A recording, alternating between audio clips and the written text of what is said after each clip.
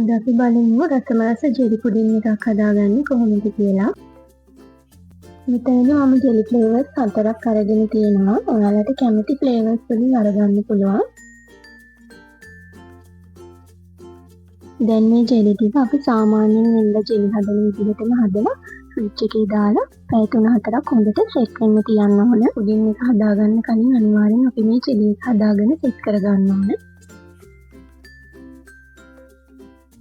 දැන් මම මේ වගේ කප් එකක් අරගෙන ඒකට ජෙලටින් තේ හැඳි දෙකක් එකතු කරගන්නවා. දැන් මේකටම මද රස්නේ වතුර වලින් මේ හැඳි 4ක් එකතු කරලා හොඳට කලවම් කරගන්න ඕන.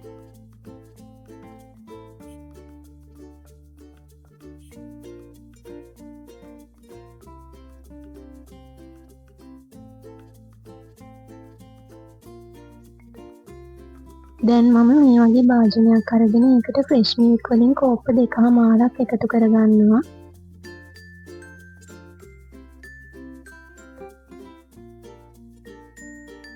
ඒකටම මම මිල්ක් මේඩ් වලින් කෝප්පයක් එකතු කරගන්නවා.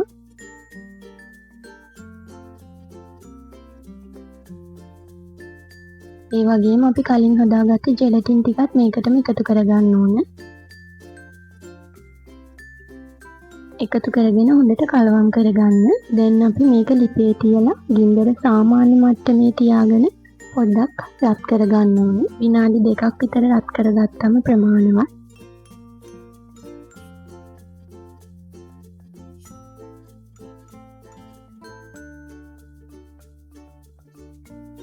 මේ තියෙන්නේ මම කලින් හදලා ෆ්‍රිජ් එකේ දාගත්ත ජෙලි ටික. දැන් මේක අපිට අවශ්‍ය ප්‍රමාණයට හොඳට සෙට් වෙලා තියෙන්නේ. ඊට පස්සේ අපි ජෙලි ටික මේ විදිහට පොඩි කොටු වලට කපා ගන්න ඕනේ.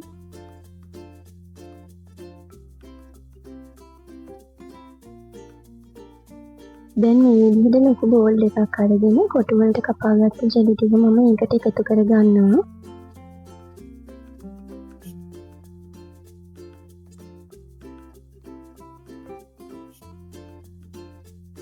එකතු කරගෙන හොඳට මික්ස් කරගෙන අපි කලින් හදාගත්ත කිරි ටික මේකට එකතු කරගන්නවා.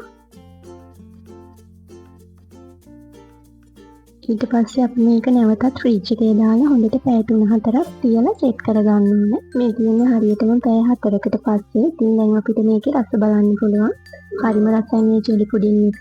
ඉතින් ඔයාලත් දෙතරදී මේ විදිහට හදලා බලන්න. ඉතින් තවත් දවසක අලුත් වීඩියෝ එකකින් හම්බෙමු.